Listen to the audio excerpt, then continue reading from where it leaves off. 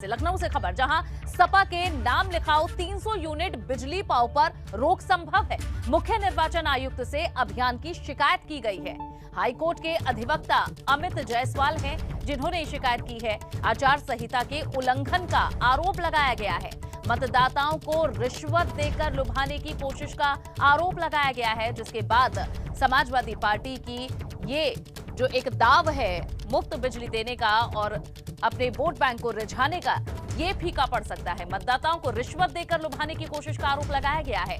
लखनऊ से ये बड़ी जानकारी दे रहे हैं, जहां सपा के नाम लिखाओ 300 यूनिट मुफ्त पाव पर मुख्य निर्वाचन आयुक्त से अभियान की शिकायत की गई है और हाईकोर्ट के अधिवक्ता हैं अमित जायसवाल जिन्होंने शिकायत की है। आचार संहिता के उल्लंघन का आरोप इस शिकायत में लगाया गया है। कहा गया कि मतदाताओं को रिश्वत देकर लुभाने की कोशिश की जा रही है। तो ऐसे में देखना होगा कि चुनाव आयोग क्या इस पर फैसला लेता है। समाजवादी पार्टी ने नाम लिखाओ 300 यूनिट बिजली मुफ्त पाओ अभियान चलाया है।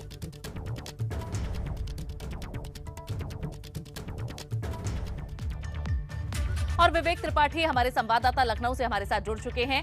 विवेक, क्या लगता है, वाकई ये मतदाताओं को रिश्वत देने जैसा अभियान पहली नजर में समझ में आता है कि इस पर रोक लग सकती है? देखिए, सबसे जो इम्पोर्टेंट बात है वो ये है कि इस बात की घोषणा चुनाव से पहले ही घोषित कर दी गई थी। ऐलान कर दिया गया था कि 300 यूनिट बिजली फ्री दी जाएगी।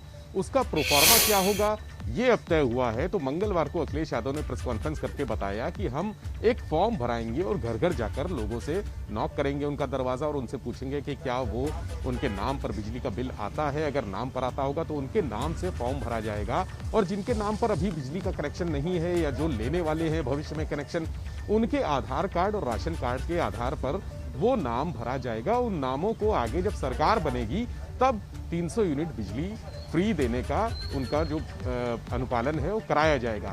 तो ये घोषणा उन्होंने पहले ही कर दी थी, इनके मैनिफेस्टो में भी शामिल है। हालांकि मैनिफेस्टो अभी सार्वजनिक नहीं किया गया है, लेकिन चुनाव से पहले ही ये घोषणा हो चुकी थी। 300 यूनिट बिजली फ्री देने का वादा सभी पार्टियां कर रही है, चाहे कांग्रेस हो, चाहे सपा हो, चाहे भाजपा हो, चाहे आम आदमी पार्टी हो, सभी ने कहा है।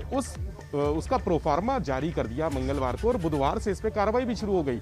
इनके जो कार्यकर्ता हैं वो घर घर जाकर करने लगे। लेकिन अखिलेश यादव का साफ कहना है कि हमने कोई जो उल्लंघन है आचार संहिता का वो इसलिए नहीं किया है क्योंकि ये घोषणा ऑलरेडी कर चुके थे। अब देखना ये होगा कि चुनाव आयोग इसको कितनी गंभीरता से लेता है, क्योंकि आचार संहिता का उल्लंघन के तमाम मामले, शिकायतें दोनों तरफ से, भाजपा की तरफ से भी अखिलेश यादव और समाजवादी पार्टी की होती रही हैं, अखिलेश यादव की तरफ से भी लगातार चिट्ठियां जारी होती रही हैं। और चुनाव आयोग से कहा जाता रहा है कि जो रैली कर रहे हैं, प्रचार कर रहे हैं, लोगों से मिल रहे हैं, सभा कर रहे हैं, वो गलत है, आचार संहिता का पालन नहीं हो रहा है, उस पर कार्रवाई की जाए। कल भी उन्होंने प्रेस कॉन्फ्रेंस में इस बात को रखा था और चुनाव आयोग पर अप्रत्यक्ष तौर पर सवाल भी उठाए थे कि चुनाव आयोग को तमाम शिकायतें की गई लेकिन कार्रवाई नहीं की गई।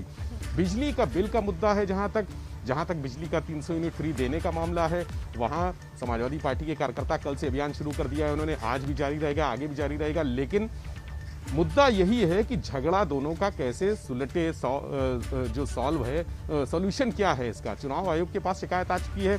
आज उस पर यह माना जा रहा है कि लखनऊ में जो उनका ऑफिस है और दिल्ली में ऑफिस है, हालांकि उन्होंने दिल्ली ऑफिस में शिकायत की है, हाईकोर्ट के वकील ने लखनऊ ऑफिस भी एक कॉपी दी है, साथ ही अखिलेश यादव को भी एक कॉपी दी है।